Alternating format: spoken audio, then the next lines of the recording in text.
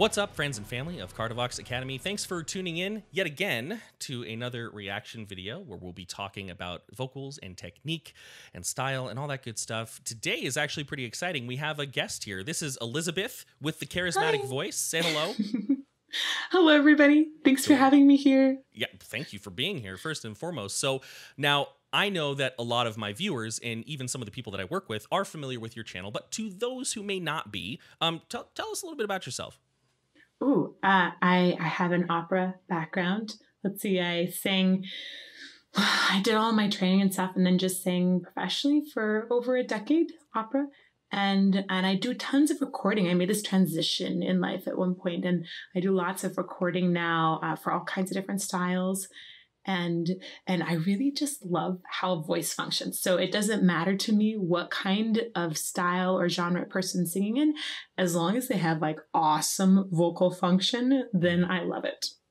Yeah, well, this is going to be a treat for you because I know that you're starting to get a little bit more into the metal world, and this has a lot of metal to it, but we've also got some more operatic singing, so it's going to be kind of fun. And, you know, I think that we should just go ahead and jump into it and see what this is all about. This is Igorrr from France. They're extremely chaotic, very avant-garde, and this is going to be fun. I've had a lot of people send me this video, but I've avoided watching it because I knew it was going to get on my channel at some point, and today's the day. So, shall we? Yeah. All right, let's do it. All right, Igorrr, the song is IeuD. I have no idea what that stands for. If you know, tell me in the comments, because like, I got nothing. But this is going to be fun. You ready to go? Yeah. All right, let's do it.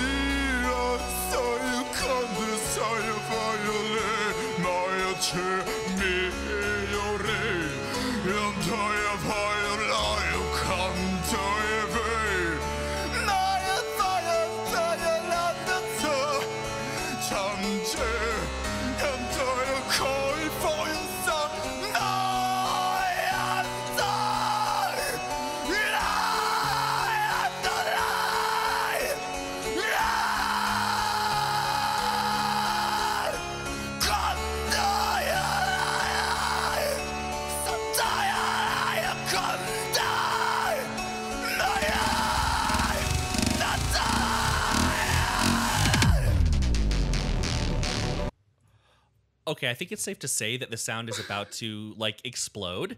And that was a lot in one go. Like, I don't know about you, but I heard a lot going on. I'm interested, before I ramble on like I do, I'm interested to hear what your thoughts were, because that's a lot to take in at once. Yeah. Okay, this is my first time hearing Igorrr.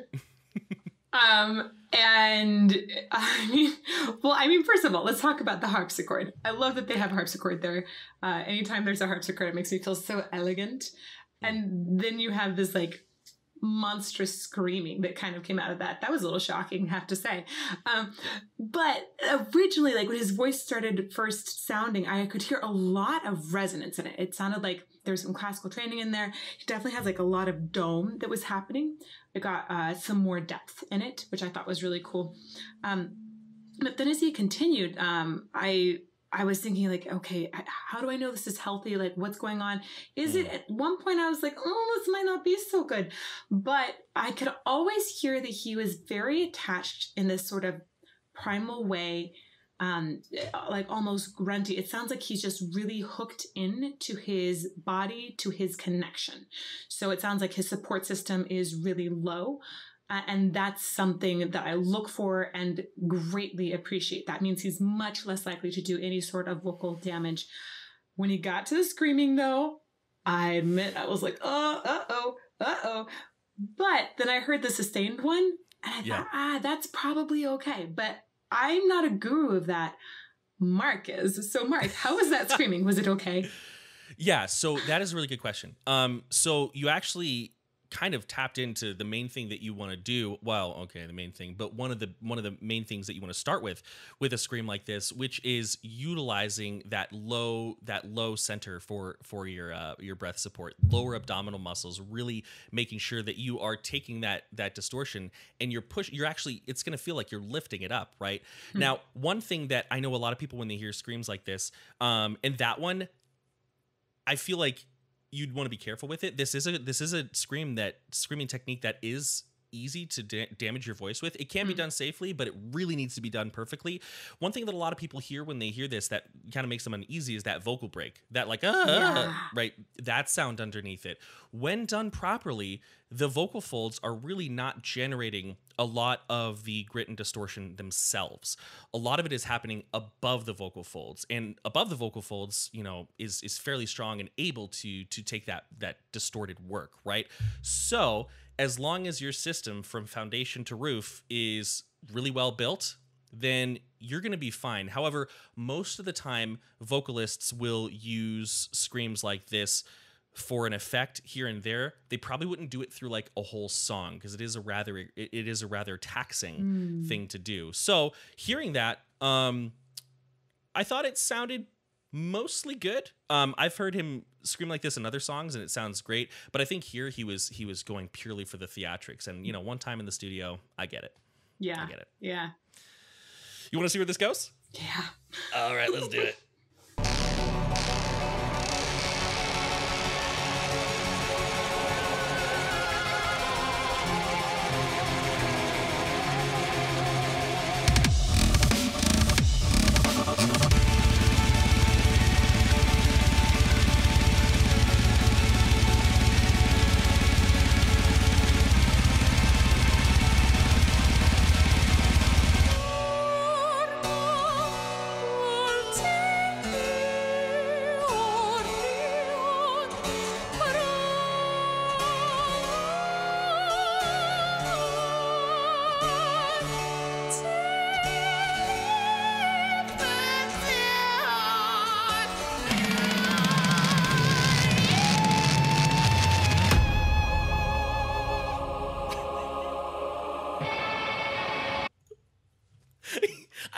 I am not gonna let that section pass without hearing. Like, I am desperate to hear. That was like, what? All right, again, I have things I could say, but like, you're the pro in this stuff here, so I'm gonna pass it over to you. What are your thoughts on what we just heard? Fascinating. So most opera singers don't actually train to pop down into their chest voices like she just did, with this kind of she like slammed into a belt almost that was sounded pained. Honestly, it sounded like a very pained emotion is where that came from. On her top, she sounds to me like someone who's had classical training but isn't necessarily like a full-blown opera singer. She has a much lighter sound. So a classical singer is somebody that maybe has done some more concerts, maybe has done things like with the piano or done more recording. But when you get to opera singers who have like sung on really huge stages, they tend to have a lot more of a condensed tone that can really project. Her tone is really good for a microphone. So it has like a nice delicateness that a microphone is able to pick up, which can be very hard to hear in a theater when you're projecting to 4,000 people without a microphone for opera. So she sounds very, very classically trained, had a nice even vibrato she was able to come in and out of. But then the way she leaned into certain things, like almost slid into them, was definitely more extended technique. You know, I don't think you do that unless you're doing maybe some sort of Schoenberg or something. But so it sounded like maybe she had a lot more modern classical training with that too. But then when she went down into her chest voice there, I was like, whoa, there's a different beast inside of her that feels like it really wants to just rip out. You know, and it's so nuts because she starts off like lilting and you know, very present, very, very strong, but delicate. And then, you know, we get this more like sound. You know, she kind of closes up a little bit, moves that snarl up into like almost her nose a little bit. Now, one quick question I have for you, because, you know, I'm not a classical singer. I will never pretend to be, right? But one thing I wonder is to switch those gears, like just from a breathing mechanism perspective, is that something that would be very difficult to do, or would that be, you know, let me clarify my question a little bit more clearly. But like you talked about switching modes from like the opera sound to like the distorted pain sound. I'm not too familiar with opera myself. Is that something that would be a fairly easy transition, or is what we're hearing here pretty technical? It depends some on the singer and how they have trained. So for her, she switched into a chest voice higher than most opera singers will train. Most opera singers train to bring their head voice down the whole time. And then a lot of pop singers are always training to bring their chest voice up, essentially. So that's where, and I'm talking about a female voice exclusively here too. So in her case, the way that she re-entered chest voice, it very much felt like it was more of a narrow pop zone too. So it was very forward. It didn't have like, oh, it was more like it was really forward. Yes. And that again, like opera singers tend to think much more about tons of resonance coming out and over.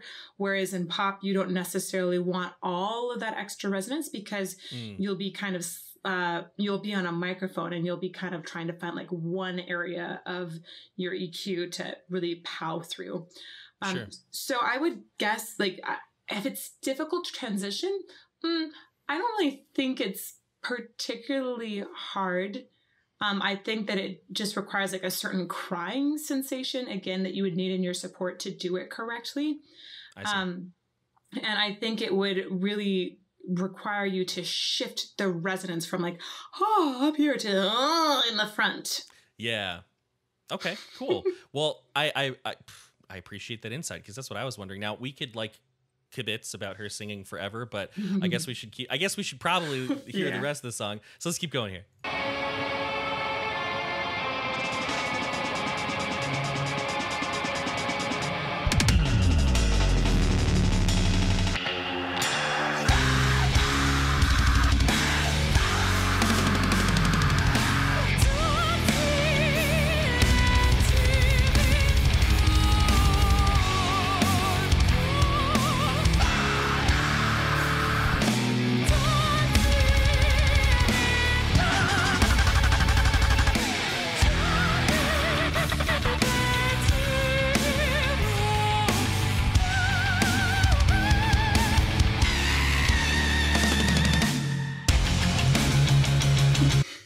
Okay, I saw your face just then. Oh, this is fun. Okay. Have you ever heard that sound from an opera singer before? Because only if they were dying. Okay, that's fair. That's fair. Which happens in opera. People die a lot. Oh yeah. So that's a legit response. Poison and all of this. Yeah. Any thoughts? I mean, it was a lot of screaming there, but any thoughts on I mean, if I heard an opera singer have that settling in their voice, I would say don't practice that too much, because you're going to lose your high notes. But she's also backed up by somebody who really knows how to scream. So maybe she had some coaching in that. I'm not used to hearing that sound on top of that classical sound. So I feel a little concerned about it. Overall though, she had really good tuning, right? There's a lot of chromatics in there. And I like the evenness of her vibrato. I really appreciate that. And then having that even vibrato that's very centered around the notes. So the vibrato isn't too high or too low. It's just really oscillating right around that center pitch. Yeah. And then tuning that in each chromatic. I thought that was really, really well done. Yeah, you know, listening to her, like, I never feel like she's not in control of what's going on. Like, I never feel like her voice is getting away from her. So interestingly, her name is Laure and his name is Laurent. They're not related or siblings or anything, but so Laure has a great voice. So what we heard just then, that is what we would, and I'm sure you've heard this term before, but that was definitely what we would call a fry scream. We had the vocal folds being held together at a higher pitch, in a higher placement, right? And creating that vocal fry sound, but a little bit higher. Then supporting it in such a way that we are going to amplify that sound, that distortion as much as possible. And again, narrow things in the soft palette. Like, we raise the soft palette a lot, but we also try to make it really narrow. So it's kind of like the opposite. Like, instead of like this tall dome, we want like a tall spire, right? so that all these tissues can be like rattling around and making a bunch of, I keep hitting my microphone, good Lord. I'm just excited, but making these distorted sounds. And his was great. There are so many different types of fry screams out there. I almost don't even like the term fry scream, because fry is something you can put on so many things. But his, we start pulling back that like pitch, and we start to get into like the more extreme side of metal, where it's just like, pitch, what's that? Who cares? Flat, sharp, bleh, right? And I loved it. I thought it was super powerful. I almost want to, let's keep going. Can we catch that last moment of her fry scream and then keep going from there? Let's do it. Let's do it. So I think right about here should do it.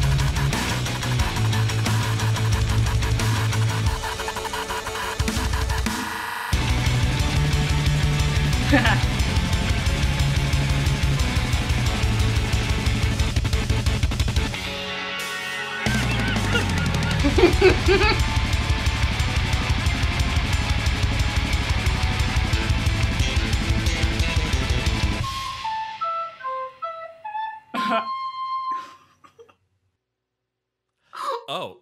What? And there we go. Okay. What? All right. So her big cackling, wailing fry at the end there. I guess last sort vocal of note. Yeah, we had some like heavily produced fry screams from Laurent there that were kind of like doing like this rotary like sound. But congratulations, you made it through Igorrr. So that's pretty good. Awesome. Well, was that a recorder at the end? His last musical notes were on a recorder? I think maybe after all of the like crazy chaos, they had to add a little bit of softness. A chicken. Well, the chicken is the star of the whole video. Like, come on, that's what it is. Well, let's go ahead and let's talk about it a little bit here, and see what we think. I mean, I thought for me, like going through this last section, the biggest thing I was shocked by was how creative it was. It went through so many different kinds of sounds that you would find in so many different styles. I don't know if I've ever seen any combined that rapidly into one song. It was fascinating. I appreciated having some visuals to help digest all the audio cues as well. It was a lot at once. And what is this genre? I don't know. Avant-garde, blackened, theatrical, death, core metal power, maybe. Experimental, maybe. Let's just throw the experimental blanket on it. Actually, if somebody knows what genre. Now, the one thing I've found with a lot of metal bands is if you ask the metal band what genre they are, they're like, I don't know. So if these folks have like a determined genre, definitely let me know in the comments below, because I'd be interested. I've never, I mean, even listening to as much metal as I do, I've not heard a lot of people like Igorrr before. So yeah, wild. Yeah, I mean, I love the screams. The ones at the beginning I'd be careful with. If you're trying, again, don't start there. And take it slow. Any additional thoughts about Igorrr here? Yeah, can you teach me how to metal scream like she just did? I mean, I can if you want. I certainly can. Totally. I want to sing Visi Darte and then like add a metal scream in every now and then just for kicks. Oh, I'm so into it. I'm so into it. Now, before we wrap it up here, tell my viewers a little bit about how they can see you, where they can find you, where they can see the awesome content that you create. Oh, cool. I am on YouTube at the Charismatic Voice, so you can just come over there, subscribe. I hope you've subscribed to Mark too.